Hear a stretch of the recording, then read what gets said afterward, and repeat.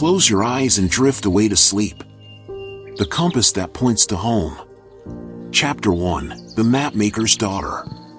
In the coastal city of Portavento, where ships arrived from distant lands carrying spices, silks, and stories, there lived a girl named Celestia whose father was the finest mapmaker in all the known world. Their workshop stood 3 stories tall on the street of nautical arts, squeezed between a ship chandler and a compass maker. The ground floor was her father's domain, a chaos of parchment, ink pots, measuring tools, and half-finished maps spread across every available surface. The walls were covered with charts showing coastlines, mountain ranges, and trade routes that her father, Matteo, had spent his life documenting. Celestia was 11 years old, with dark curly hair that she kept tied back with whatever ribbon was handy, and fingertips perpetually stained with ink. She had her father's careful hands and her mother's curious mind, though her mother had died when Celestia was too young to remember her clearly. What remained were impressions, warmth, the scent of lavender, a lullaby hummed in a language Celestia didn't know.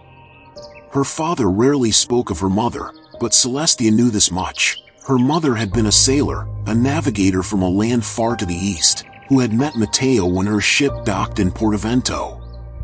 They had fallen in love over shared maps and star charts. And then, not long after Celestia was born, her mother had simply disappeared, not died, her father insisted, but vanished one night without explanation, leaving only a note that said, "I must find my way home. Forgive me." For years, Matteo had searched. He'd sent letters to every port city, questioned every sailor who docked in Portavento, drawn maps of her mother's homeland from memory and description. But the sea was vast, and some places existed only in stories. Eventually, he'd stopped searching and focused instead on his work, creating maps for merchants and sea captains, each one a masterpiece of precision. Celestia had learned her father's craft from the moment she could hold a pen.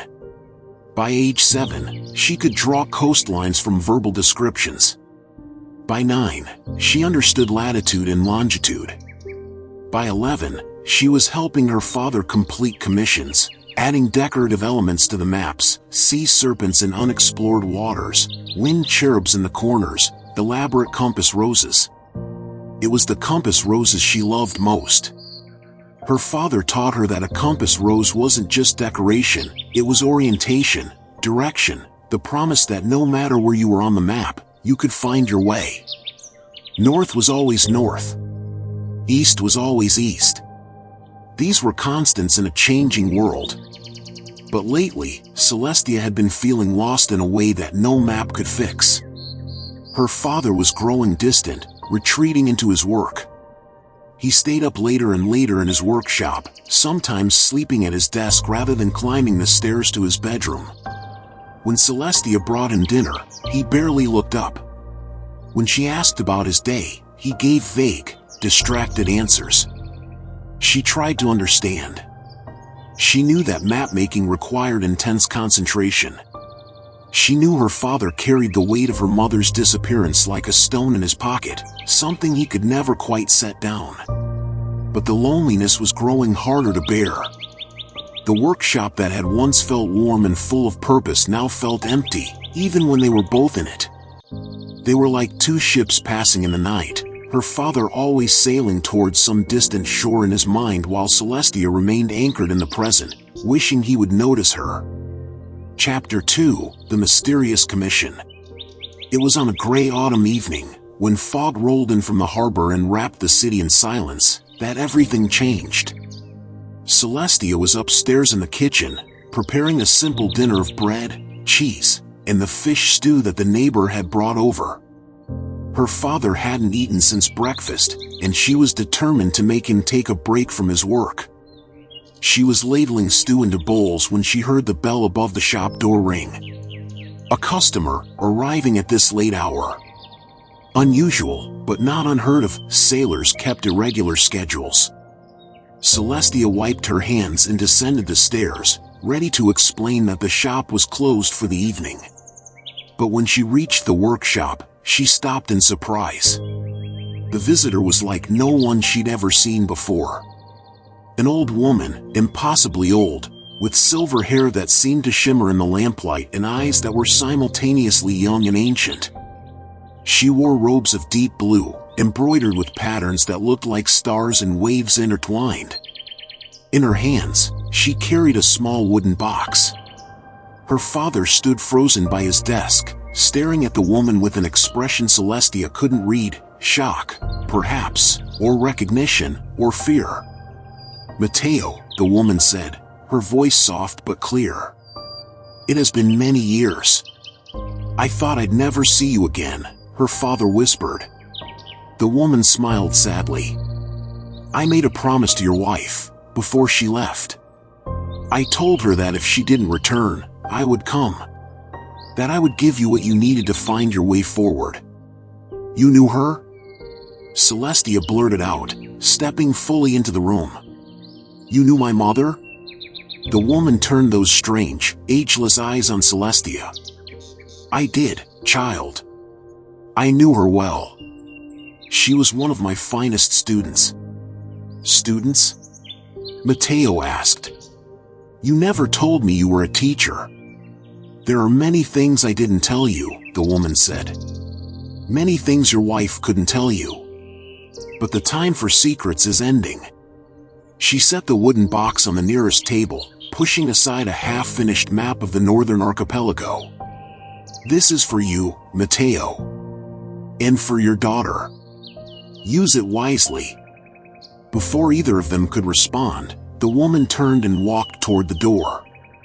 She moved with surprising speed for someone so old, and there was something otherworldly about the way she seemed to glide rather than walk. "Wait!" Celestia called. "Please, what was my mother's name? Where did she go?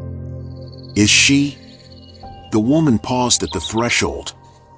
"Your mother's name was Mira, which means to wander in her language. She went home, as she had to. And whether she still lives, that is for you to discover, if you choose to seek her." She looked back at Matteo. "The compass will show you the way, if you're brave enough to follow it." Then she was gone, vanished into the fog as if she'd never been there at all. Father and daughter stood in silence, staring at the wooden box. Finally, Matteo reached out with trembling hands and opened it. Chapter 3: The Impossible Compass. Inside the box, nestled in velvet, was a compass unlike any Celestia had ever seen. The casing was made of brass that seemed to glow with its own inner light. The face was mother of pearl, iridescent and beautiful, marked with symbols instead of the usual N, S, E, W. The symbols looked like letters from an alphabet Celestia didn't know, though something about them felt hauntingly familiar. But the strangest thing was the needle. Instead of pointing north, it pointed somewhere else. And when Matteo picked up the compass and turned in a circle, the needle didn't stay fixed on magnetic north as it should. Instead, it followed his movement, or rather, it pointed consistently in one direction regardless of how he turned.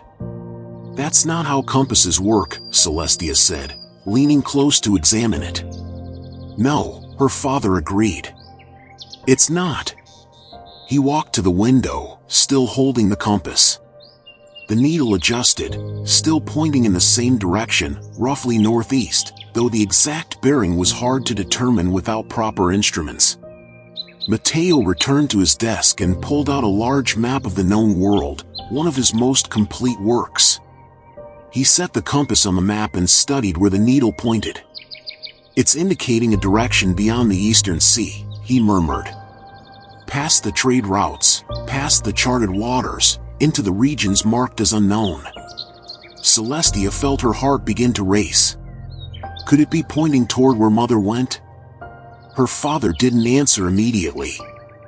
He picked up the compass again, holding it close to his face, examining every detail. "The woman said it would show me the way." "But the way to what? To your mother? To answers? To—" He stopped abruptly, and Celestia saw his hand tighten around the compass. When he spoke again, his voice was thick with emotion. I looked for her for years. I exhausted every resource I had. I wrote to every contact in every port. I sent ships to search. And I found nothing. Not a trace. Not a hint. He set the compass down as if it had burned him. What if I follow this compass and find nothing again? What if it's just another false hope? Celestia had never heard her father speak like this, so raw, so vulnerable. She reached out and placed her small hand over his larger one. "What if you follow it and find something?" she said quietly. Matteo looked at his daughter, really looked at her, perhaps for the first time in months. He saw the loneliness in her eyes, the hunger for something more than the half-life they'd been living. He saw her mother in the curve of her cheek, in the determined set of her jaw. "You want to go," he said. It wasn't a question. "I want to know," Celestia replied. "I want to know who she was. Where she came from. Why she left. Even if..." She swallowed hard. "Even if we never find her, at least we'd know we tried. Together." Her father was silent for a long moment. Then he nodded slowly. "I'll need to make arrangements. Close the workshop temporarily. Find a ship willing to sail beyond the known routes. Gather supplies." "How long will that take?" Celestia asked. "Weeks, perhaps. Maybe a month. There's much to prepare for a journey like this." But Celestia was already shaking her head. "Father, you've been preparing your whole life. You know more about navigation than anyone in this city. We have maps, instruments, everything we need. What we don't have is time." "What do you mean?" Celestia picked up the compass, feeling its strange warmth in her palm. "This was sent to us now, at this moment, for a reason. The old woman said the time for secrets was ending. I think if we wait too long, we might miss our chance." Matteo studied his daughter's face and saw a determination there that reminded him achingly of Mira. His wife had been like that, decisive, brave, unwilling to let fear dictate her choices. "You're right," he said finally. "We'll leave as soon as I can book passage on a ship." Chapter 4: The Sea Journey Begins. 3 days later, Celestia stood on the deck of the merchant vessel Wandering Star, watching the city of Portavento shrink behind them. The ship was bound for the eastern ports, carrying textiles and metalwork to trade. The captain, a weathered woman named Rena who owed Matteo favors from years of map-making services, had agreed to take them as far as the last charted port and to wait there for 1 month while they pursued their search. "If you're not back in 30 days, Captain Rena had said bluntly, I'm assuming the sea took you, and I'm sailing home. Understood?" They'd understood.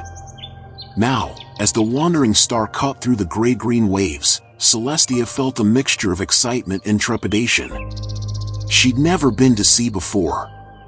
The constant motion of the deck beneath her feet, the vast expanse of water in every direction, the way the horizon seemed to curve ever so slightly, it was all new and overwhelming and wonderful. Her father stood beside her at the rail, the magical compass in his hand. He checked it constantly, comparing its direction to the ship's heading, making notes in a leather journal. "It hasn't wavered," he said. "Still pointing northeast, even though we're sailing primarily east. Once we reach the port of Zymar, we'll need to find another vessel willing to go north." "What do you think we'll find?" Celestia asked. Matteo shook his head. "I don't know. Your mother never spoke much about her homeland. She said it was far away, across waters that most ships didn't travel. She said her people were different. I thought she meant culturally different, but now I wonder if there was more to it than that." "The woman who brought the compass," Celestia ventured. "She seemed different too. Almost like she wasn't entirely real." Her father nodded slowly. "I've been thinking about that. about magic and whether it exists beyond the stories sailors tell. I've always been a man of charts and measurements, of things that can be proven and documented. But this compass... He held it up, watching the needle hold steady despite the ship swaying. This defies every law of magnetism I know. So either my understanding of the world is incomplete, or I'm holding something impossible. Maybe both can be true, Celestia suggested. Matteo smiled at his daughter, the first genuine smile she'd seen from him in weeks. Maybe both can be true, he agreed. The voyage to Zymar took 12 days. Celestia quickly grew accustomed to shipboard life, the rhythm of the watches, the sailors' songs, the simple meals, and the constant, soothing sound of water against the hull. She helped where she could, learning the names of sails and rigging, earning the respect of the crew with her willingness to work and learn. At night, she would lie in her hammock below deck and listen to the ship creak and groan around her, imagining her mother making similar journeys years ago. Had Mira stood on decks like this one, navigating by stars? Had she felt this same mixture of fear and anticipation? Each day, the compass pointed steadily northeast, never wavering, as if pulled by an invisible thread stretching across the sea. Chapter 5, The Last Port.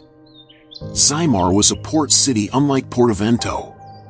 Where Celestia's home was orderly and prosperous, Zymar was chaotic and alive, built on steep hills that tumbled down to a natural harbor.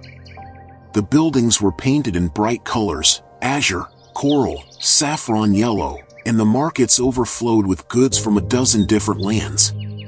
Captain Rena gave them directions to the harbormaster's office, where they might find information about ships traveling north, and wished them luck.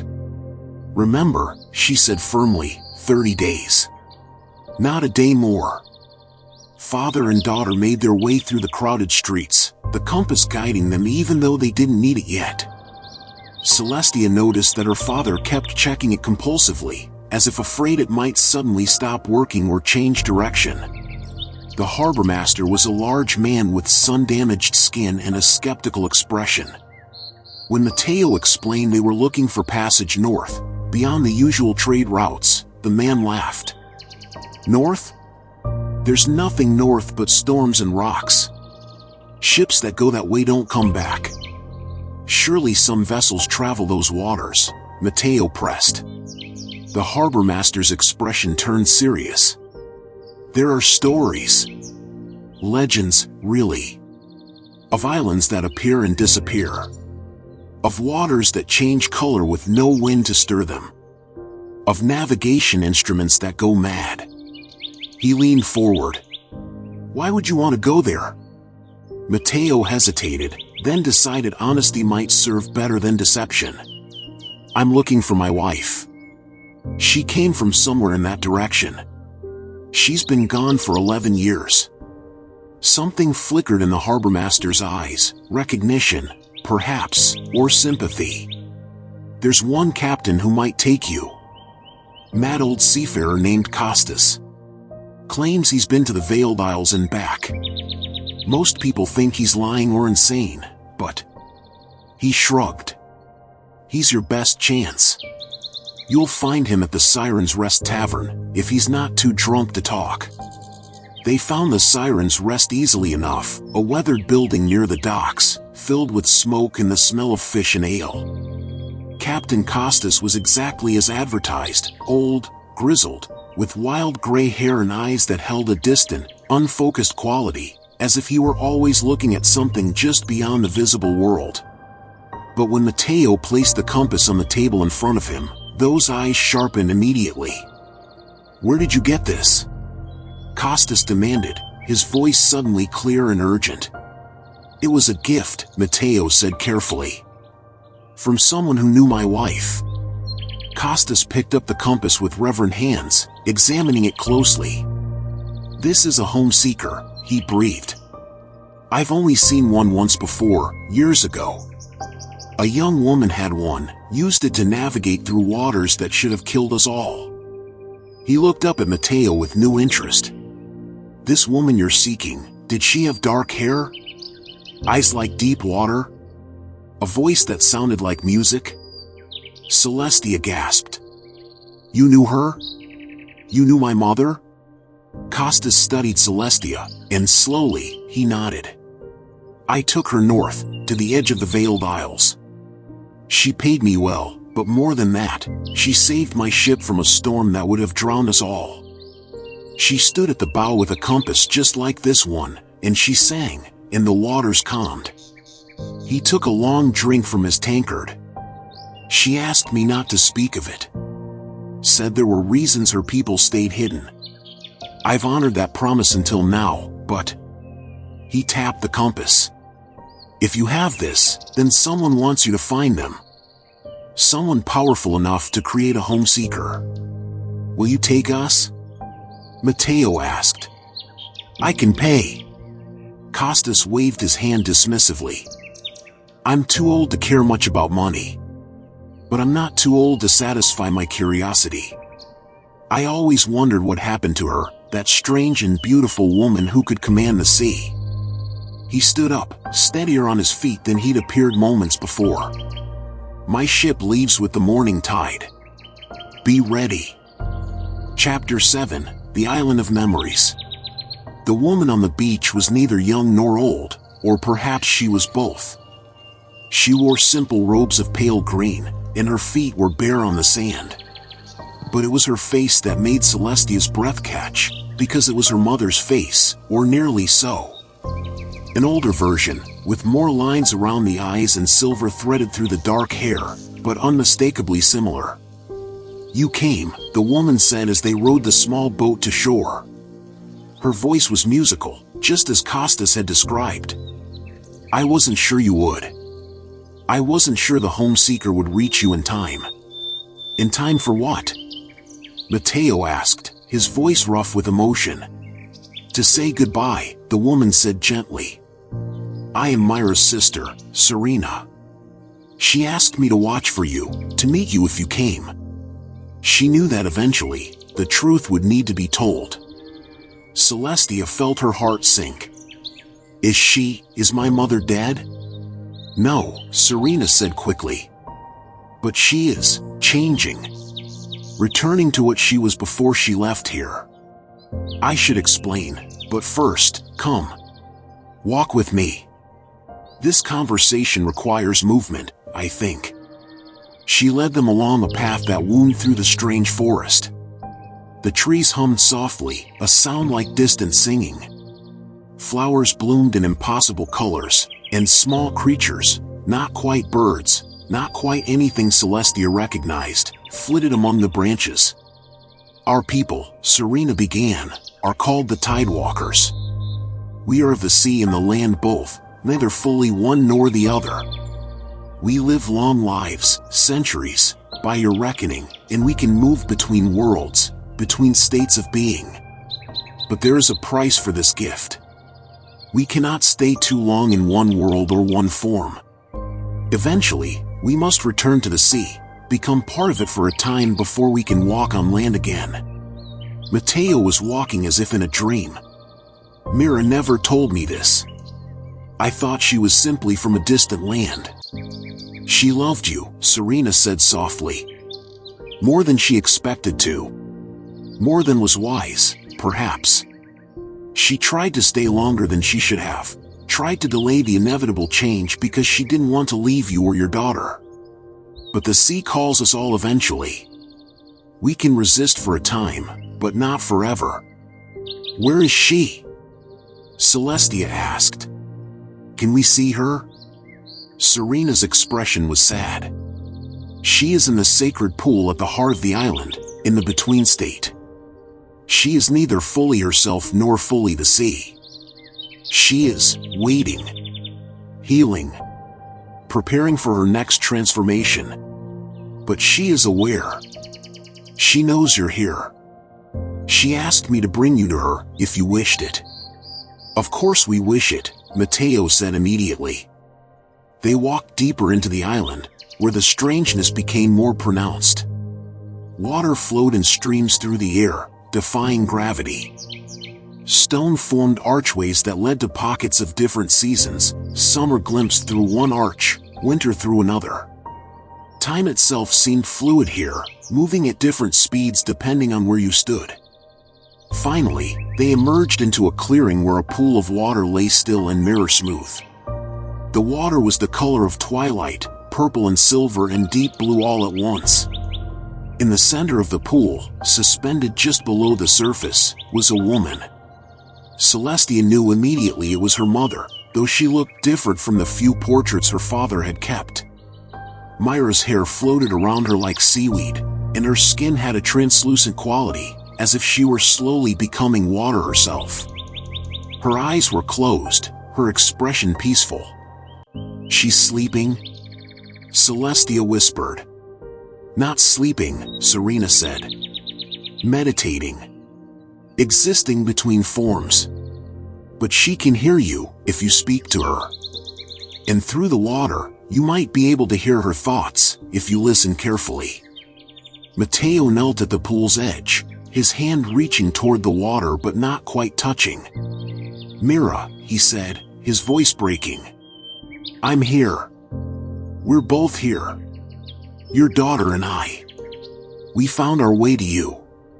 The water rippled, though there was no wind.